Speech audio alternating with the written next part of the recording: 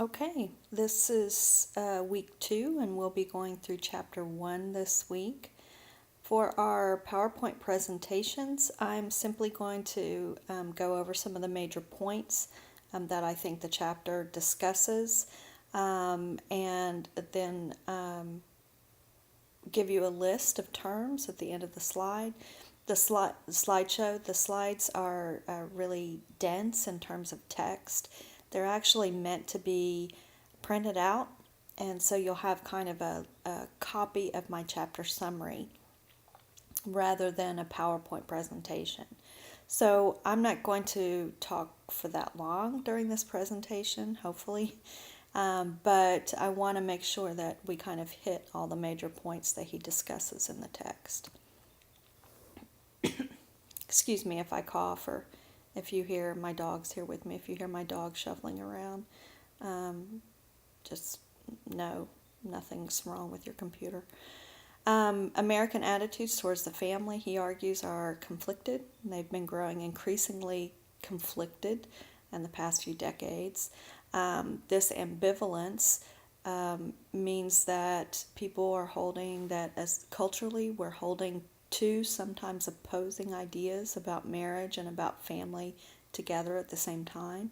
He uses an example that on surveys, people are quick to report that the family is declining in the United States, but then they contrast that by saying my family's great. So there's kind of an ambivalence towards what the family should do, what the family should be, and then my experience within a family.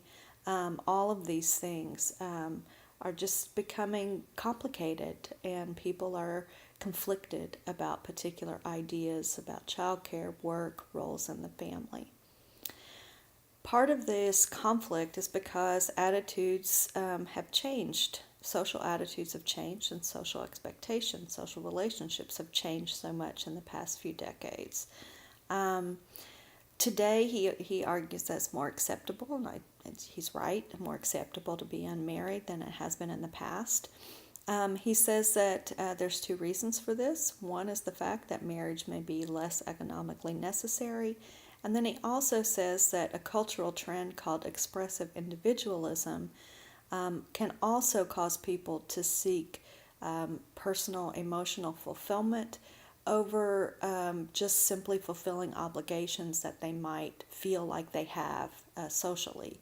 So one might feel like they just need to get married in order to fulfill a social obligation, say 3 decades ago.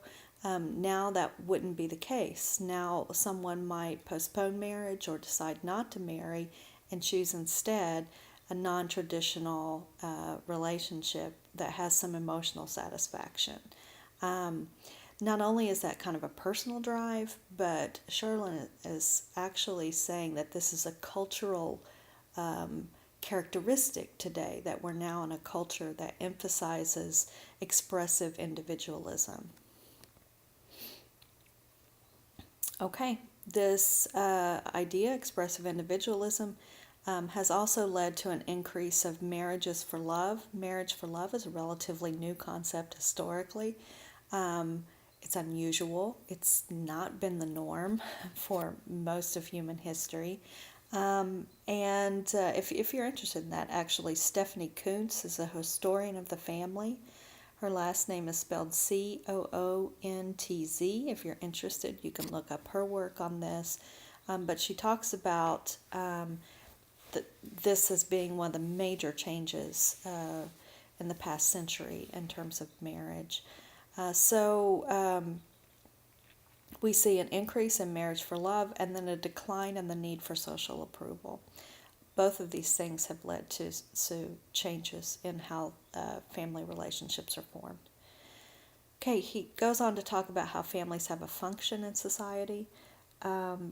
Every social institution, when we talk about a social institution in sociology, we mean major structures within society: government, education, religion, institutions that help shape how society works and hold a society together. Family is one of those social institutions.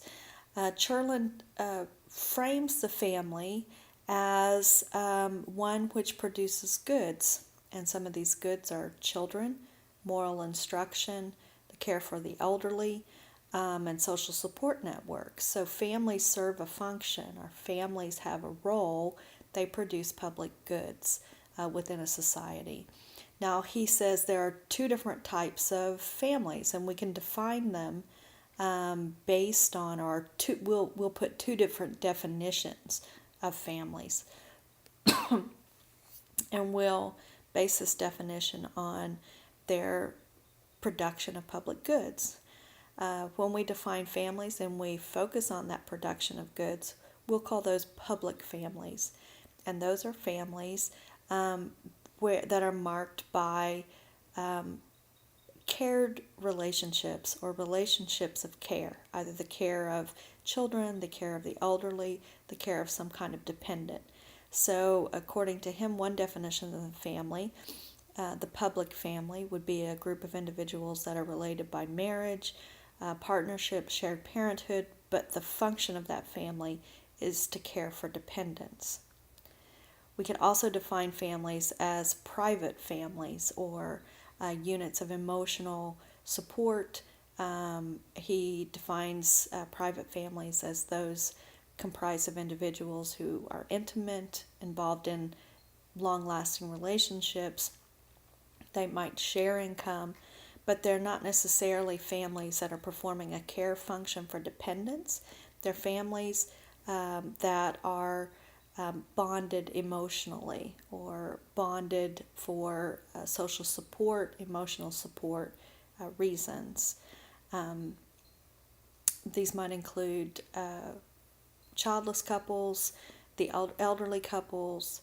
He talks about different examples of both public and private families in the book. Okay, he says that one of the changes in marriage, recent changes in marriage in the United States too, is how kinship networks are defined. Kinship meaning the relationship between individuals within a particular group.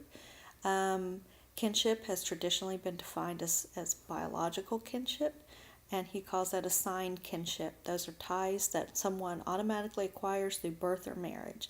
You're born into a particular kinship network. Sorry again. Or constructed kinship ties. Those are ties that aren't necessarily biological in nature. They're created. That a family can be constructed. We can define who we have familiar relationships with. For example, my family is, we're an adoptive family. My children were both adopted from Russia. We don't have a signed kinship because we don't have those biological relationships, but we do have constructed kinship, that we are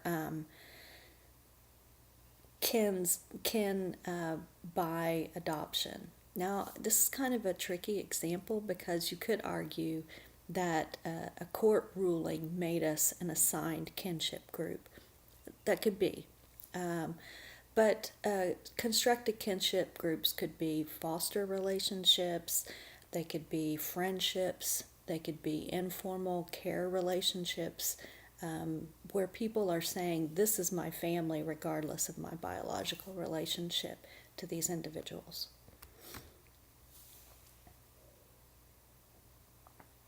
Okay, the table in Cherlin gives you an overview. I just want you to look at this so you'll be able to contrast and compare the public family and the private family. Pay attention to two of the issues that he cites as key challenges and be able to define these terms. One is the free rider problem, the other one is the boundary problem, and you can look for those definitions in the book. I'm really sorry. I'm also not going to go into a discussion of sociological research methods. There are some books that do a terrible job in talking about research methods. This one actually he does pretty well.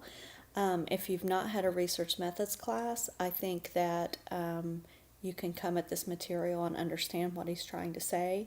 If you have had a research methods class, this will be a really simple overview of the different types of ways that we look at the family sociologically. He goes through various theoretical perspectives. Excuse me. On the family. There are a lot of different theoretical perspectives he could have chosen, but he picks the 4 that he believes are most common among those who do family scholarship. I would have included some conflict theory or a couple of other theories, but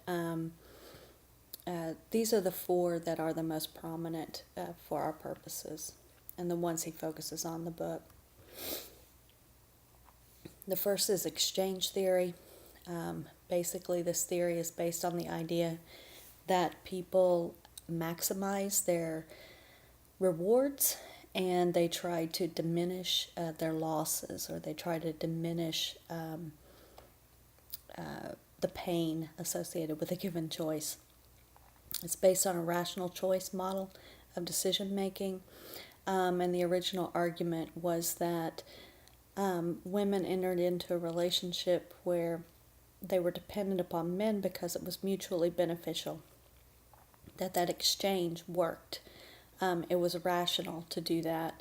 It was irrational for men to enter into that relationship because they gained from having someone at home caring for children. Women entered into the relationship because it provided financially for them.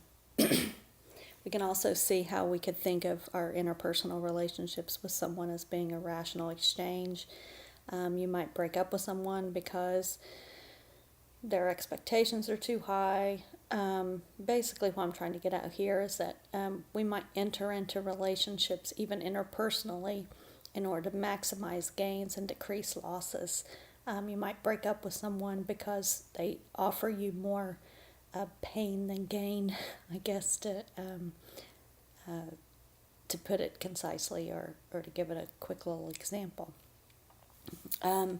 Just want to make a quick note to pay attention to his criticisms of the original exchange theory. He talks about the fact that when you introduce power into any exchange, the gains and the losses change because one partner may not be able to maximize their gains in a particular setting. And I've given an example there, and he gives some others in the book.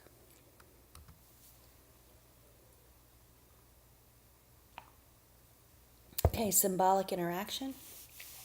I love symbolic interaction. I really wish we could spend a whole week on symbolic interaction. But basically, symbolic interactionists look at how very casual, common, everyday interactions are ascribed meaning. That may be being brushed on the elbow, a hug, having a conversation. My kids text other kids all the time, and they're constantly trying to figure out what someone might mean. Even just texting hi might mean different things. So how is it interpreted, and how is it going to define a relationship? What does it mean?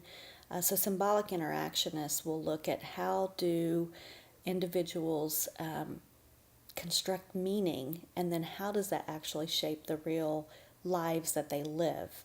That meaning that they assign behavior shapes the reality of the relationships in real life. And I'll give you an example. My mother always sighed. She was constantly kind of sighing. I always got really nervous because I thought she was mad at me. So I would get, I'd leave the room and try to avoid her, and we had a good relationship, but if she sighed, I tended to get out of the way.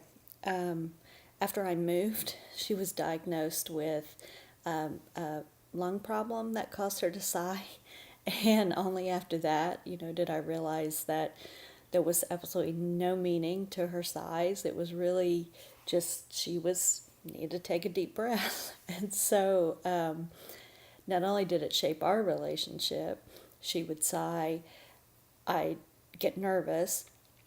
But even now, if I hear someone sigh, I tend to, get a little jumpy, and it can even impact my relationship with my husband. If he sighs, I'll automatically say, "What's wrong? What's wrong?"